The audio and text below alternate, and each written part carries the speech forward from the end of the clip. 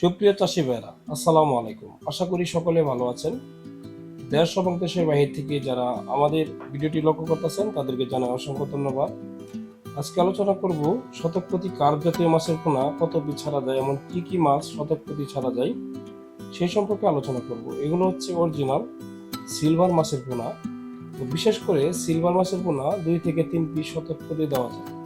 রুই মাছ দিতে পারেন শতক প্রতি 5 পিস, মৃগেল দিতে পারেন শতক প্রতি 2 পিস, কার্প দিতে পারেন শতক প্রতি 1 পিস।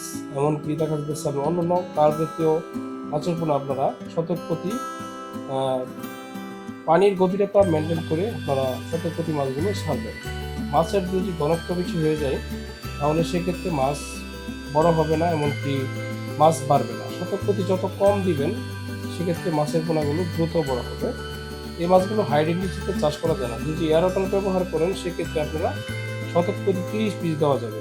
যদি এই নর্মাল ব্যবহার করেন, নর্মালে দেখা যাচ্ছে 10 পিসের বেশি শতক প্রতি মাছ কোনো ক্ষেত্রেই আপনারা দিতে পারবেন না। যদি আপনারা বড় করতে চান, যেমন 2 কেজি, 3 কেজি, এমনকি 4 কেজি, 5 কেজি পর্যন্ত করতে চান, তাহলে শতক প্রতি 2 পিস, এমনকি 1 পিস বা 3 পিস, সর্বোচ্চ হাই ডেন্সিটিতে 3 পিস মাছের পোনা আপনারা দিতে পারবেন। সেটা অবশ্যই মাথায় খেয়াল রাখবেন।